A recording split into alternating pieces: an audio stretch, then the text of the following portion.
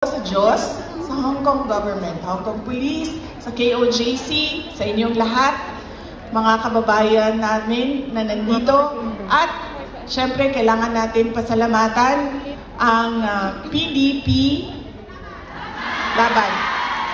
Parang tinanggal na ata nila ang laban, no? PDP na lang, no? Opo. Love you, Sarah. Ha? I love you, Sarah! Okay, suka. May dala sila para sa inyong lahat. Inutusan silang bumili ng suka. Nagdaang taon silang sinamak. Sa gusto. Nagdala po sila og pinakurat. Kinsa gusto. Okay. Bagay na sa lechon Macau og pinakurat. Kaganina bitaw naglakaw ko dito. Kanang ganing ay, sorry. Kanina naglalakad ako doon. Yung bang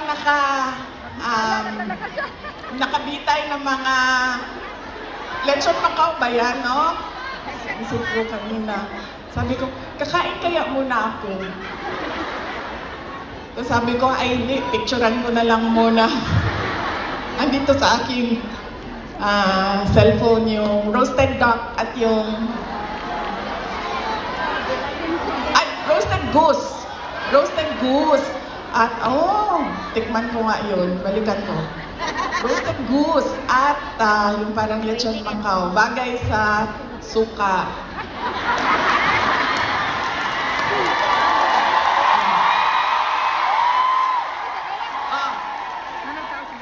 Ano pa ang bagay sa suka? May oras pa ba ako? Bigla na lang ako paalisin dito. Ano pa ang bagay sa suka? Ang ating chorizo longganisa. Diba? Bulan. Chicharon. Mangga. Mangga at suka. Kinilaw.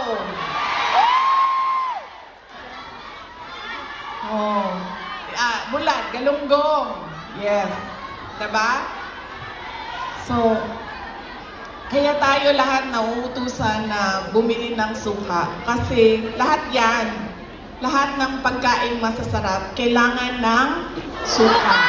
Alam niyo, wala sa listahan ko yung speech na suka na yun. Actually, wala akong listahan ng speech ko dahil matagal ako kagabi nag-decide kung pupunta ako dito sa Thanksgiving.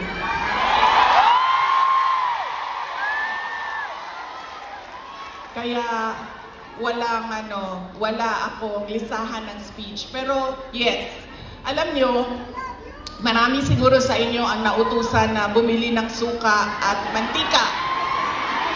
Mantika, suka, ganyan. Noong kayo ay bata pa. Opo. Pero sa amin kasi, sa bahay namin, nag-grocery kasi ang nanay ko. So lahat yung mga gamit sa kusina, binibili na ng nanay ko. Nautusan lang ako lagi doon sa kanto, sa tindahan, bumili ng asin. Ng coke. Ng coke.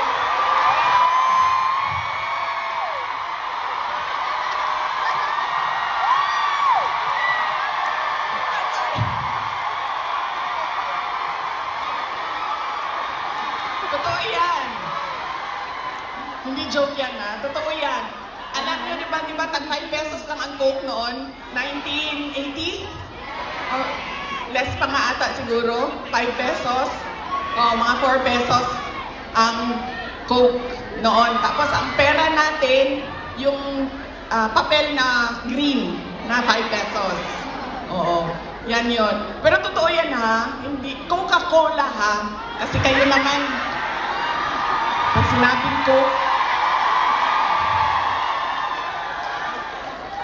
tapos wala pang ano noon, wala pang 1.5, 2 liters. Litro lang yan.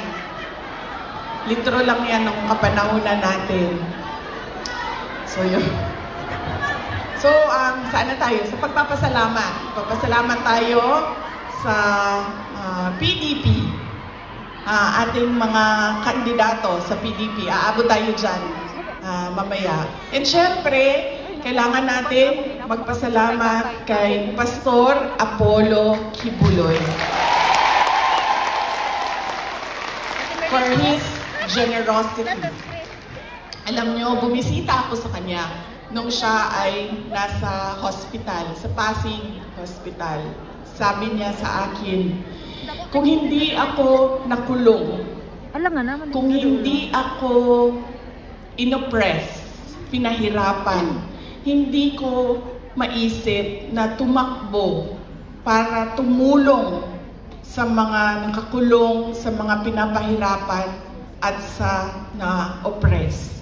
Sabi niya, tama lang na ganito ang nangyari dahil naliwanagan ako at napaabot sa akin ang mensahe na kailangan kong tumakbo bilang senador para tumulong sa mga nahihirapan at pinapahirapan.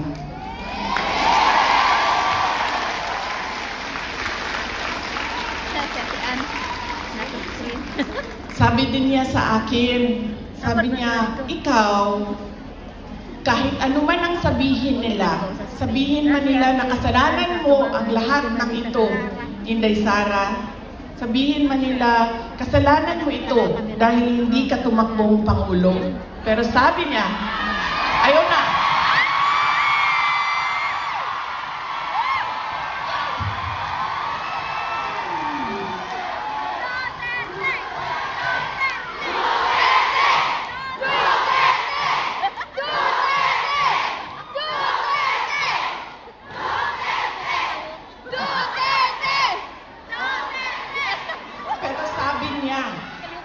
Makinig tayo kay Pastor Apollo Kibuloy dahil siya ang araw-araw nagbabasa ng Bible. Siya ang nakakaalam by heart kung ano ang salita ng Diyos, anong words of God. Sabi niya sa akin, sabi niya, ganitong nangyari sa buhay ko. Sabi niya, Inday Sara, ganyan din nangyari sa buhay mo dahil hindi pwede na ikaw ang mauna at sila ang sumunod. Dahil wala ng katapusan. Dapat sila ang mauna at ikaw ang sumunod.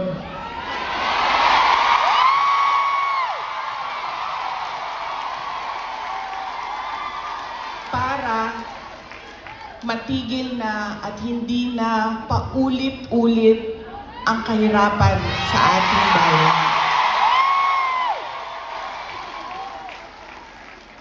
Kaya nung sinabi niya sa akin yon, hindi na masyadong masakit. Masakit pa rin sa akin pag nakakarinig ako ng kasalanan mo yan lahat, Inday Sara.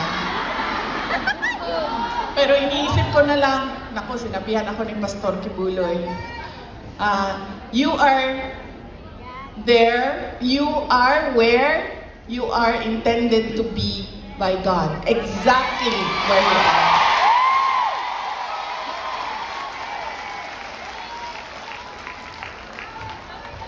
So, yaan po, hindi pa, alam mo, hindi pa ako nangalahati sa pagpapasalamat ko, kaya bilis-bilisan natin. Hanggang anong oras ba ako pwede, sir? Go-go lang daw. Go. Ay, hindi kami pwede mag-abot ni PRD kay kasampo na po ko.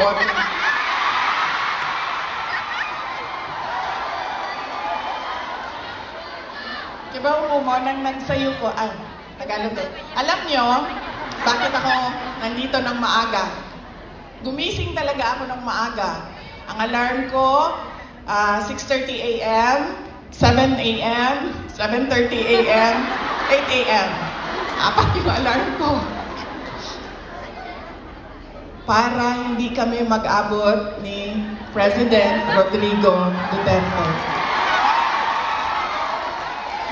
pagagalitan na naman niya ako sa mga pangyayari. No, hindi naman siya nagagalit. Actually, mabait. Kumalma na si PRD nung medyo nagka-edad na siya. Mahal ko kayo.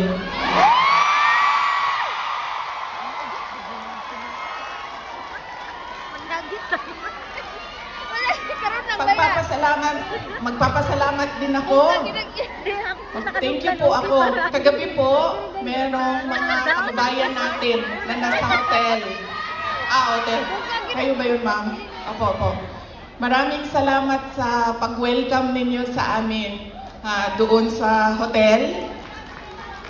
Mahal ko kayo. Maraming salamat. Pero bakit, ma'am, wala kayong dala na roasted goose? Sorry, may dala kaming suka. Kayo, walang dalang roasted goose.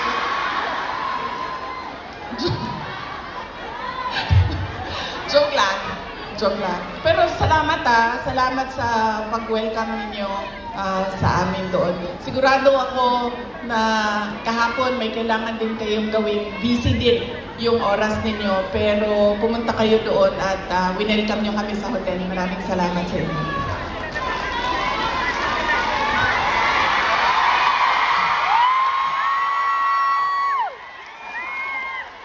Ang sunod ko po na pagpapasalamat ay personal po sa akin. Para sa inyong lahat, mga kababayan namin dito sa China, sa Hong Kong, sa Macau, dahil noong 2016 ay nagkita-kita din tayo dito para sa pagpapasalamat, tapang at malasakit at suporta sa administrasyon ni Pangulong Duterte. Kaya, papasalamat po ako dahil from 2016 hanggang 2025 ay nandyan pa rin kayo at nandito pa rin kayo para sa bayan. Maraming salamat.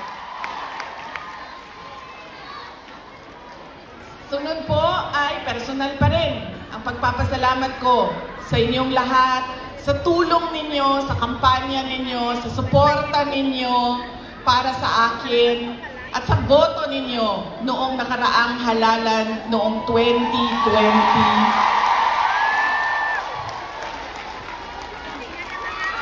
at sa susunod na halalan sa 2022.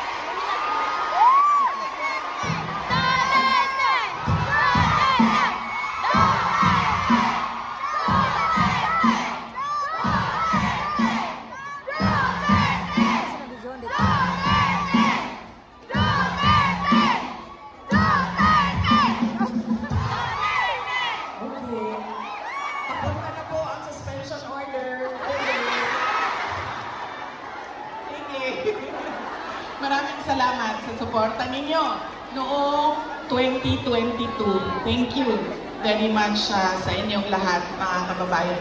Alam nyo, una ko pong naramdaman na mukhang mananalo ako sa eleksyon.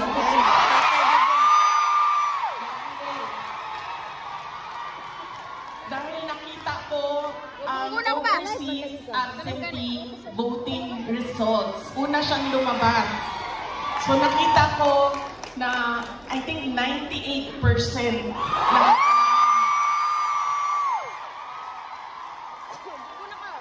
na OFW votes ay para sa akin. Kaya doon ko naramdaman na parang baka siguro manalo ako.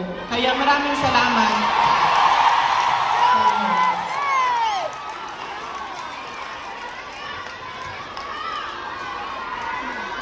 Ang susunod ko po na pagpapasalamat ay sa akin pa rin, para sa inyong lahat, sa suporta ninyo sa aking mga kasamahan, sa aming trabaho, sa programa at proyekto ng Office of the Vice President. Maraming salamat po sa inyong lahat. Dahil kayo lang po ang sumusuporta sa OVP, ang buong gobyerno po ay iniwanan na po ang OVP.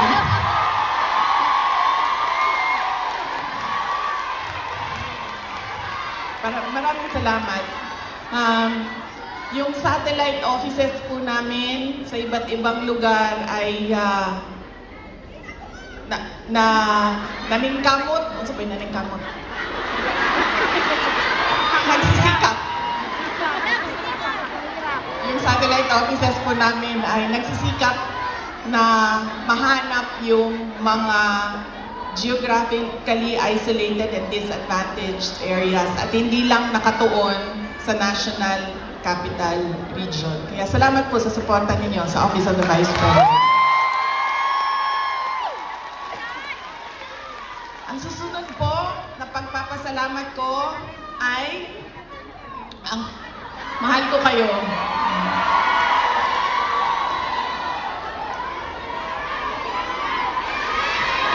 Kaya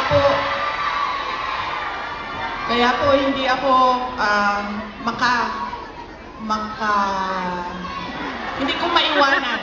hindi ko maiwanan ang aking katayuan, tama ba, pwesto, posisyon, dahil sa inyong lahat.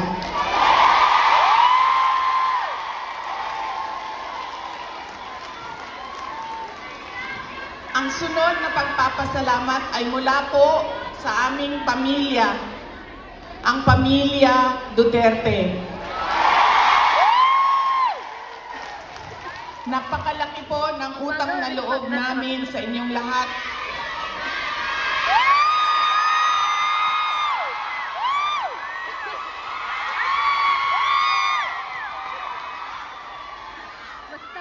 Dako kayo ang amo ang utang nga kabubuton kaninyong tanan mga kaigsunan namin.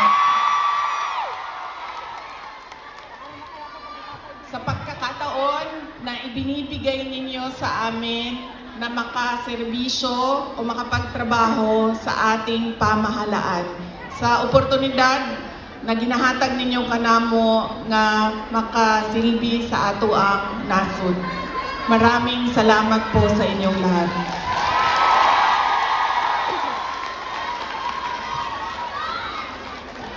Okay, so yan na po ang aking mga pagpapasalamat.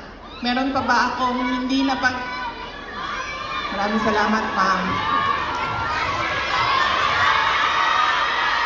Ang sunod ay lilipat na po ako. I love you! I love you! I love you! I love you! Paminaw sa baba. Kajut lang. Mahagat na mo ako. Alas 12 na. Ay, susunod natin sa pagpakaon sa ato anime.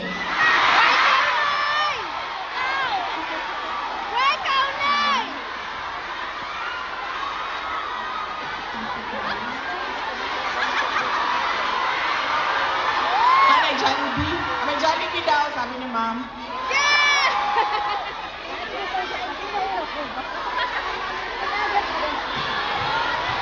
Ah, okay.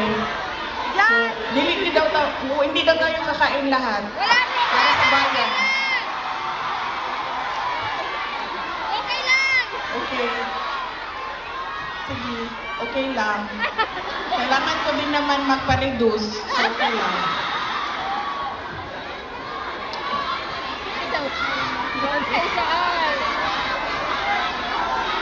Ma'am, darating tayo dyan sa ayuda na yan, ha? Wait lang. Kasi, tuloy-tuloy ko na, ha? Ang susunod ko po ay ang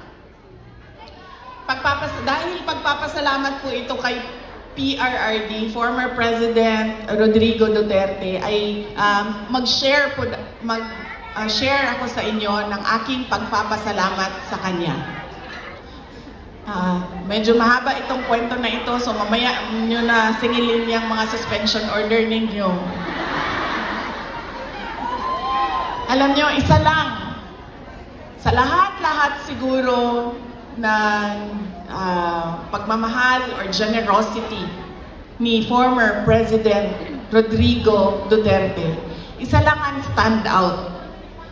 Nag-iisa lang ang lagi kong pinagpapasalamat sa Diyos na ginawa ni Tatay Digong, ni former President Duterte sa akin. Hello.